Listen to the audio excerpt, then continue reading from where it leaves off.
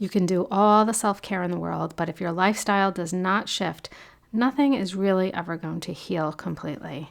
Hi, I'm Tina, and I want to welcome you to Soul Aligned Self-Care.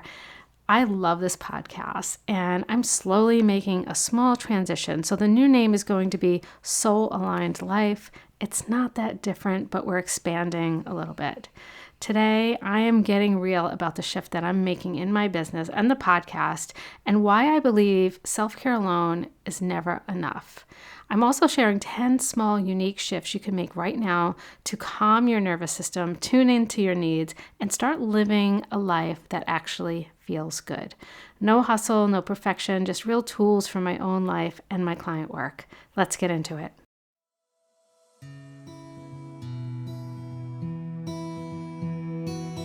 You're listening to the Soul Aligned Self-Care Podcast. I'm your host, Tina Stinson, and I had a stroke at the age of 39 from stress and burnout that shook my world. Now I'm laying it all out, the deep level self-care practices and mindset shifts that I needed that kept me healthy, balanced, and thriving. Join me in this intimate space as we explore healing, resilience, and the soul's journey to alignment.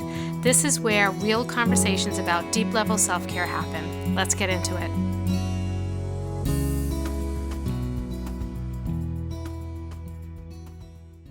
Hey guys, it has been a moment since I've been on here doing a solo episode, and I'm very excited about today. I want to apologize for disappearing for I think it's been a week or two. I've been in the process of redesigning and relaunching the podcast. And so the podcast is going to be a lot of the same self-care practices, but we're expanding into other topics. So I've also haven't been writing my blog, and I have to say I miss it so much, just being able to share with you what's going on in my head.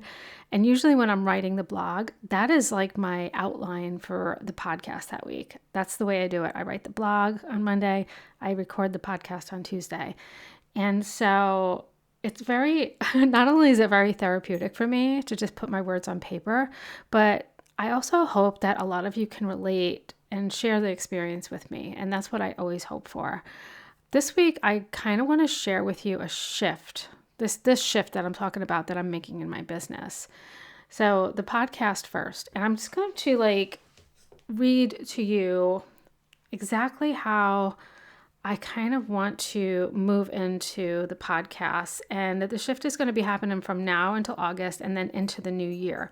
So I don't think I'm going to change the name until the new year, and it's going to be very similar. So instead of Soul Aligned Self-Care, it's going to be Soul Aligned Life. So it's going to be very, very similar. Let me pull up my notes for the podcast. Hold on, let me find them. I should have did this beforehand, right? Where is it? I just had it pulled up not too long ago. Hold on. Where the heck is it? That's not it. Wow, I'm really I almost want to pause right here. Be patient with me. Hold on. I should put little music right here. I might do that. All right, let me do a search podcast. I always keep everything in my, here it is. I found it. I don't know why that was so hard to find. I always put everything in my notes app, when I have thoughts or whatever. And so this, it's going to be about quietly kind of opting out what doesn't work and then rebuilding your life in tangible ways, reconnecting to what makes you feel human being, like yourself again. Okay. And so the 4 pillars are unlearning the default. So questioning what we've been taught is normal. So this is where you kind of deconstruct modern life without ranting about it. It's you challenge productivity, burnout culture, and fix yourself messaging. I don't think anybody should be fixed. I think we're all very unique beings for a reason. But we're also going to expose how disconnection gets normalized. I don't think it's normal that we're all kind of taught or expected to just be on our own with everything. I think we're supposed to, as human beings, live in community. And I think we all kind of crave it and long for it. So then the next pillar will be kind of rebuilding your daily life. So what it actually looks like to do this in real life. And I'll be showing you like how to shift habits without kind of blowing up your life, how to design like a slower, more intentional life, and then making different choices around your time, your energy, and what draws your attention, like what you're giving your attention to. And then the next pillar is going to be kind of like, this is like where I'm really stepping out of some of the topics in soul aligned self-care and kind of just bringing lifestyle into it. And so it's about real alternatives to the default way of living. And so I'll be like talking about local food systems, farmers, co-ops, alternative healthcare approaches, different income paths, and community-based living. And so I find all of that stuff very interesting, and I think it's something that's needed as we move into this next phase of whatever we're moving into in this country. And so I think that this will be very interesting, whether you want to bring it into your life or not. It's very interesting to learn about. And then the last pillar will be like our basic human needs, like grounding everything so it stays like your life feels real and present. So it's about connection, belonging, friendship, nervous system regulation. So we're still going to be doing this big part of self-care practices and how to do that. And then a big part will be about rest, joy, presence, creativity, and purpose, stepping into your purpose. So those are the 4 pillars, and that's really kind of where I want to like move into. So as I said, it's not like this huge shift, but I really I felt like things in the podcast were getting a little stagnant, and it felt repetitive to me. It might not feel repetitive to everybody else because maybe everybody's not listening to every single episode, but I felt like it needed some freshness.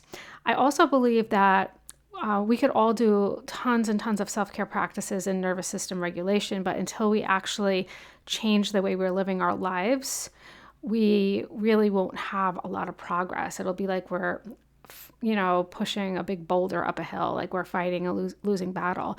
And so changing the lifestyle and moving into something that supports your way of being, which is unique to each individual person, is the way that you could work alongside these self-care practices and really begin to move into the life that you really want to live, if that makes sense. I hope it really does. And so that's what I'm moving into, I'm really, really excited about this. So I'm starting now. I'm going to slowly shift into getting these types of guests on the show. I still have some people scheduled, so we will still be doing self-care practices, different ones, common ones, new ones, weird ones. I love doing that work. And then moving into some of these new topics. Very, very exciting for me. So as I said, like I've learned in the last couple of years and my own ongoing transformation and from interviewing various experts that you can do all the self-care things that you want to participate in, but if the lifestyle you're living does not shift along with it, nothing really heals or changes. It's just an ongoing battle. So I think this is like the next step, if that makes sense. Along with the self-care, I want to talk to women who have made this shift and over to this supportive type of very aligned lifestyle. And I want to also interview people that have always lived their lives this way. I know there's people that have done that. Women who are following their passion and living in their purpose, even if it's not completely accepted by societal norms, whatever that means, okay? They're tuned into their bodies, their needs, and their intuition, and they don't give a crap about somebody else's expectations. So I love moving in this direction. So this week I want to talk about some small, very unique shifts that you can make right now to help you support your nervous system, but also help you move into a life where you're like more tuned into your needs and your purpose, if that makes sense. So this is like a little tiny taste of this, right? These are 10 different things that like I love to do, and I do share these with some of my clients. And it helps you embrace what feels good and just like, whatever doesn't feel aligned with you of these things that I'm talking about, just leave it behind. But this really helps you embrace the things in your life that feel good. It like puts you on this like positive path, and I love these practices. Before I shift into this though, I want to talk about how my coaching is also shifting into more of mentorship style, when you're working with me. And so if you're interested in shifting your own lifestyle and moving into living this way and you don't know how to get started, this is the type of mentorship that I'm going to be shifting into. I am still doing nervous system regulation. It's going to be combined with shifting your lifestyle as well, redesigning your lifestyle in these small baby shifts in order to make transformation possible over time, so without blowing up your life. And so if you're interested in this type of mentorship, starting now, I will be doing this. And so you could just reach out. I don't have a very specific plan. Like I don't have, something you could sign up for that's like 3 months, 6 months, because I really truly believe the plan should be kind of customized to the person. You might need like one long session and then maybe just, 4 quick follow-up calls or support.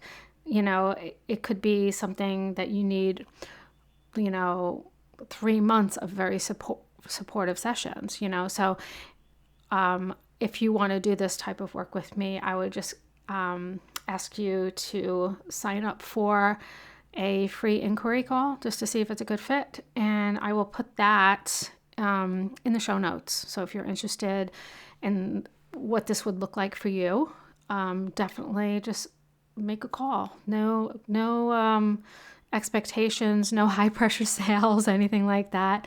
This is just about whether you want to make this shift in your life, and we'll make something work for you. So that's that. Let's move into these 10 shifts that you could add right now to start like making that transformation possible for yourself.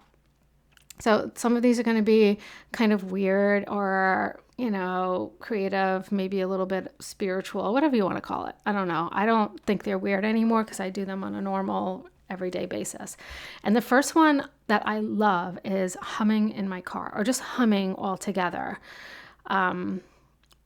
It's like wherever it feels good for you. So I do it in my car because I could do it really loudly and just not feel weird. I don't know why I care so much, but like if I do this in my apartment, people can totally hear me because the walls are thin here. So, and I know I shouldn't care, but I just do. I don't want anyone to think I'm having like a seizure or something.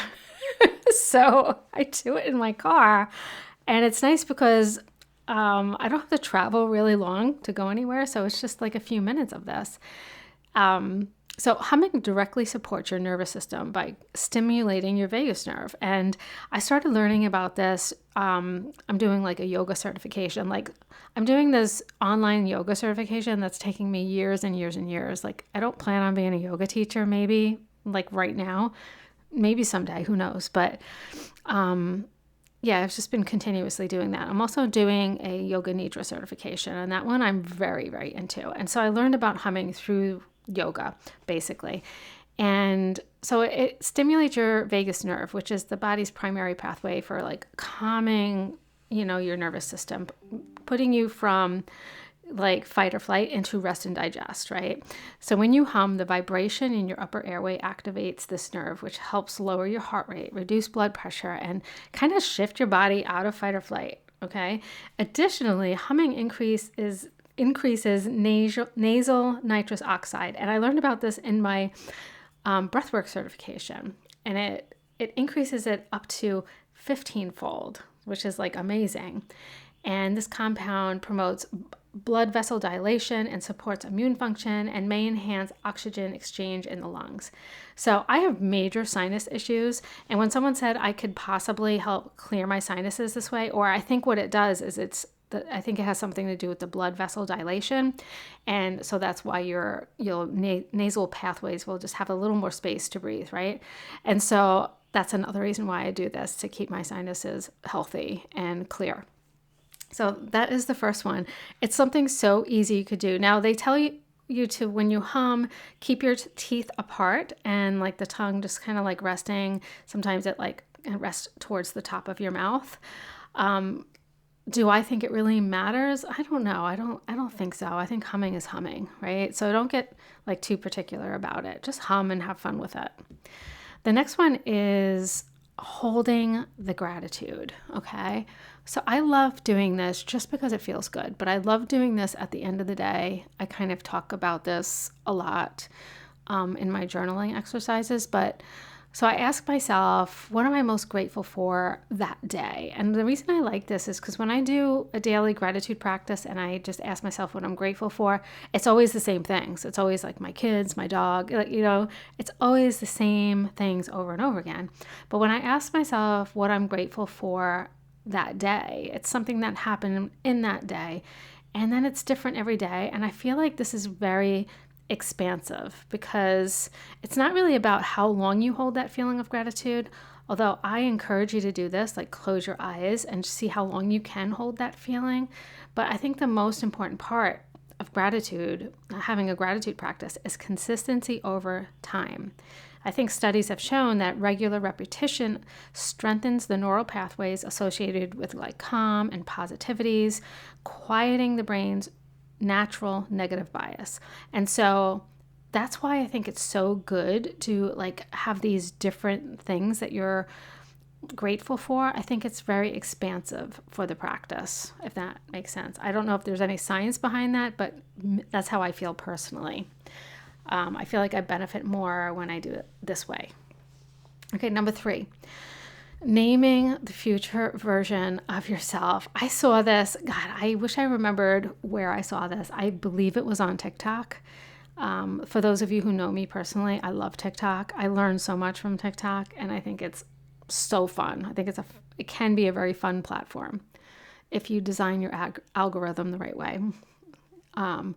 So when you give yourself, your future self, a name, it kind of solidifies the existence of that future version of yourself, so that your higher self, that person you want to become. And I just want to emphasize that it doesn't make what you are or who you are right now today anything wrong with that or anything bad. It's just that, I think it's basic human nature to want to always improve upon yourself, but never come down on the version of yourself that you are right now. I just want to make that clear. So you could use like a feeling more than a name change, because after all, it is you, right? So a nickname that you might use be like Empowered Emily, or something like that. I know it's cheesy, but or you could just use a nickname for yourself. Like for me, it's T. Like when I was younger, a lot of people just called me T all the time, and so that I have a very positive feeling around that nickname. So my future version of myself is T, and it's very positive for me. So the way you would use this too is when you're in a situation where you don't know what to do, just ask yourself, what would T do? What would she do? Like, what would that higher version of myself do? How would she act? And I used to do this with people I admired. So like if I had somebody that I really admired, whether it be, a famous person from history or just somebody in my family, like my mother, what would she do? But I like thinking of it this way, like having this kind of like solidifying that future version of yourself and bringing that into existence, and then asking yourself, what would that version of yourself do? Like, I think it's so magical. So making this version of yourself very real, and it slowly helps you to step into it, right? Step into that version of yourself. So that's just a fun practice that I do. Number 4, use the sun to cleanse your energy. I think we should all normalize this anytime the sun is out. And I do this, but I don't do it very intentionally. So this practice I'm sharing is just something I've always done because it feels good. And I think we can all agree that when that sun is just like blasting on, like you close your eyes and you just put your face into it, it just feels so good. The sun is very, very healing. So, you could do this every time you go outside and it's sunny out, or you could just do this when you're having a bad moment, or you need to shift your energy and kind of like get yourself out of a bad mood. Just go out in the sun, close your eyes, and just let the sun shine. hit your face and your body, and just imagining it as like a healing energy, shining away everything from your energy field that is slowing you down and affecting your mood or cluttering you up. And just imagine it just like burning it all away and being released, you know, just as the wind blows, like almost like it burns it up into like a dust. And then when the wind blows, it just blows it out away from you. And then everything is okay. Just a really wonderful practice to raise your energy levels. And then number 5, allowing yourself to feel your feelings. This is something I started doing a long time ago. And this sounds so ridiculous. I like, what does that mean, Tina? I always feel my feelings. But this is what I mean by this. Okay. In the past, when I would experience something negative, or we can label it as negative, but now I feel like feelings are feelings, not negative or positive. I think there's a reason for them, right?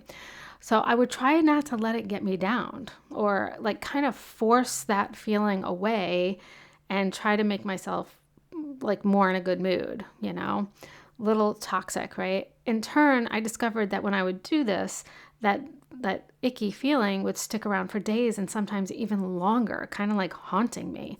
But when I allowed myself the time to just feel sad, like, or angry, or whatever the emotion was, I moved through it so much quicker. So I used to call this like my pity party. Like, I'm just going to allow myself to feel like shit and cry and just feel into it 100% for a day. I used to give myself a day.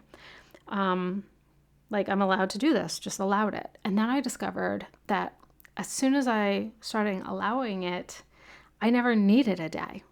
Like, I'd be like, you know, maybe 2 hours into the day and I'd be like, I feel fine now. Like, I allowed myself to feel it. And it's because I wasn't fighting against it. I allowed it to like move through me, if that makes sense. So allowing yourself to just feel the feelings, giving yourself the grace of just allowing it. Number 6, go to sleep as the best version of yourself. So at the end of the day, pick a part of that day that was your favorite. So this can go along with your gratitude practice, right? And then allow yourself to fall asleep as that version of yourself in that moment, okay? Maybe you had a success with something that was hard. Maybe you had a great moment with a loved one. Feel into that feeling and fall asleep as that version of yourself, even if the rest of your day like tanked and went shitty. Like, just go back to that part of your day and feel into that energy that you were in that moment and fall asleep in that energy. So it allows you for a good sleep, good dreams, and waking up as that version of yourself. So I feel like when you do this, you get more and more aligned with every day that passes. So no matter what's going on in your life, you can kind of like allow yourself to move into like the best energy you had for that day. And whatever that energy was, it's fine. You know what I mean? Number 7, slow down during pleasurable activities. All right. So it's kind of like, so when you're doing something you love to do, just slow down a bit. It doesn't have to be super slow. It doesn't have to be like double time. Just notice every moment and feel it and embrace it. You know, so like when I'm painting or when I'm in the garden, like embracing every moment, like stopping when a big bumblebee comes along to land on a flower and just looking at the bumblebees. Bumblebees are so freaking cute. Paying attention to bees in my garden has me, I have the opinion of bumblebees that they work too hard. They're like the hardworking women of the world, right? I don't know if they're women. I don't know. I think a lot of the bees, well, honeybees that gather pollen, I think are a lot of, I don't know. I'm not sure if they're women or men, but I'm just going to say they're women because they work so hard. And sometimes what I noticed in my garden is sometimes bumblebees work so hard that they won't make it to the next flower. They'll like run out of energy and they need a little extra help. I can't tell you how many times I've picked up a bumblebee like on a leaf. I won't pick it up with my hand. I'm not that brave. And I bring it to a flower. And so then it can get some energy and then move on, you know, after that. So I you know, I feel like this is like my my kinship with the bumblebees of the world, helping them get to the next flower just makes me feel so wonderful. I can't tell you when you pay attention to them, how many bees you find like that, just like crawling on the ground, like, help me, like they're, you know? And so I can't tell you how many times. I just did this the other day when I was on my walk. I saw this gigantic bumblebee like on the cement. I was like, this guy is going to fry because the cement gets so hot. And so I picked him up with a leaf and I brought it over to a flower and it clung on to that flower. And I was just like, okay, I feel like I did the right thing. Although down here where I live in the city, it could be pesticide. It's really sad, but a lot of people spray pesticides and it could always be that too. But at least I brought him to a flower so he can hang out with the flowers. All right, moving on to the next thing. So slowing down. It's a great way. It allows gratitude and I feel like it brings more pleasure into your life. And it's such a great thing to really uber focus on. Like if you're going to focus on something that's pleasurable. Next, take a few deep breaths before meals. This is something I share with most of my clients. So when you do this, you move your body from fight or flight into rest and digest before you eat. And this is very important because it helps you digest better. So a lot of times if you slow down while you're eating, you chew your food better, and then you will digest your food better. Your digestive system starts in your mouth with your saliva. Your saliva starts breaking down your food and you chewing it, right? So if you want to help your digestion, start there. Like chew your food more and allow the process. But taking deep breaths, relaxing your nervous system, getting into rest and digest, there's a reason they call it rest and digest. And it's because, you digest your food better when you're in that state. So better digestion equals less gas and bloating, better absorption of nutrients, and better sleep at night because if you go to sleep on like this full stomach, like in fight or flight, like you could imagine that it's probably not going to feel good, right? So plus you enjoy the food more when you do this. Like it's just better. I know it's hard for busy moms sometimes. I remember like eating leftovers of chicken fingers over the kitchen sink and then rushing out of the house. Yeah, we've all done that, right? But just give it a try. Like just like 2 or 3 really deep breaths. You could even do it with your kids. It's a great thing to teach kids. Number 9, honor your body. So check in with yourself a few times a day. Like it's best when you're transitioning into a new activity. Like for me, in between appointments, or you're going into lunch, or you're moving into dinner, or before you work out, or after your workout. And ask yourself how you feel, and then kind of honor that somehow. For example, so if I'm ready to work out and I check in with myself. So if I'm going to do a yoga day, for example, and I didn't sleep well the night before, I will do like some yin yoga, which can be challenging, but not usually physically, rather than like hot power yoga. Well, I hate hot yoga. Sorry. It's not my favorite. I'm a menopausal woman, so no, thank you. But like, I'm not going to do power yoga when I'm exhausted, right? Now, the old me would have pushed through, like, you got to do this, push, hustle, right? But now I honor my body. So, and also if I'm feeling really stressed, I'll go for a walk in nature instead of a run, right? Because running actually kind of puts you in fight or flight. And I never realized this before. So running is really, really good for me when I'm angry. But if I'm just stressed, it like kind of makes me more stressed. So going for a walk in nature instead of doing that, or maybe just sitting at home and doom scrolling on social media, will honor my body better. Like, going for the walk honors the body. So honor the rhythms of your life and your body. Pay attention to them first, be aware of them, and then honor them the best you can. And lastly, number 10, accept yourself as you are in this exact moment. And so I talked a little bit about this earlier, but look at all the ways that things have worked out in your life. And instead of judging where you think you should be because of someone else's expectation or because of comparison, look at yourself and truly like acknowledge and accept how badass that you are right now instead of moving into what you think you should be. things come in time, and we are where we are for reasons that we can't always see in that moment. So take the time to love and accept yourself now, not some future version of yourself that you're trying to move into. I love doing this because it truly makes me appreciate where I've been. I love looking at all the transitions I made in my life. Now that I'm older, there are just so many. You also, when you get older, you notice your own patterns and what they mean. One of my patterns, I think that's very interesting, is when I come like full circle on something, it usually means I'm going to move out of that and into something new. And I noticed that when I first started my coaching business, I had my website on Squarespace, and then I moved on to Kajabi for a while, and I'm moving off of Kajabi. And I want to emphasize that it's not because Kajabi sucks. It's because I'm not using a lot of the features in Kajabi, and it's not cheap. They've raised their prices this year, and that's one of the things that brought my attention to it. I'm just not using all of them. I don't need all of these things. It's a different type of business that I'm not running anymore. And so that's why I'm moving off.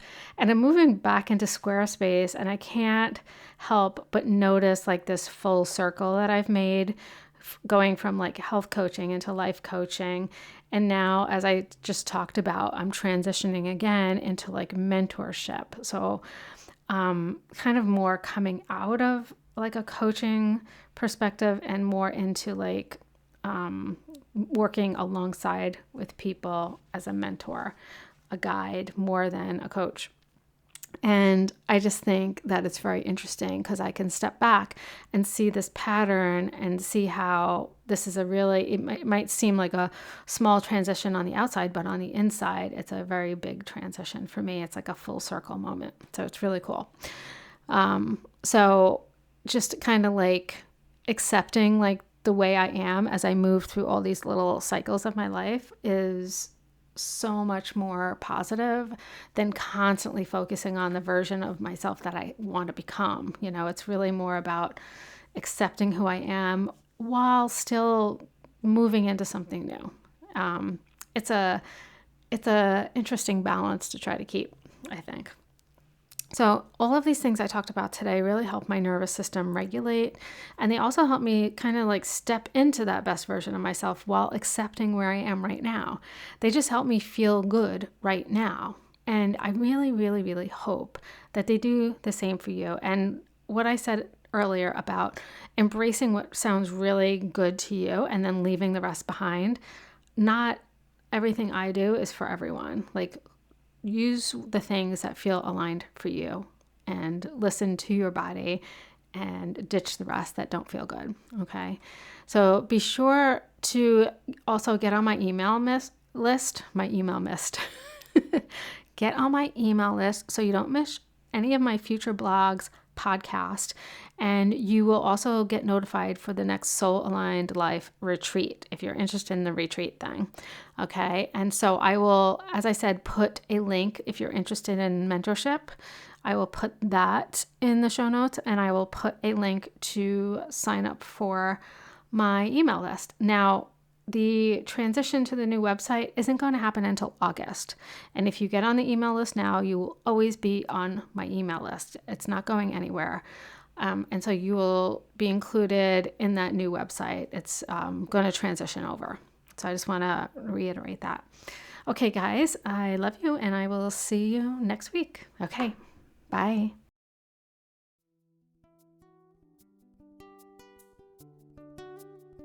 Thank you so much for spending this time with me today. If you enjoyed this episode, be sure to subscribe so you never miss a new one. And if you're listening on Apple Podcasts, I'd love it if you could leave a review. It helps get the show in front of more people who might need this type of support. And if you're ready to take your everyday self-care even deeper, come join us inside the Soul Aligned Life Patreon. Every week, you'll get new self-care practices and tools to help reduce stress and overwhelm. Plus, we do a monthly reset to keep you aligned and supported always. You'll find the link in the show notes, and I'd love to see you there. Until next time, be sure to take good care of yourself. Love you.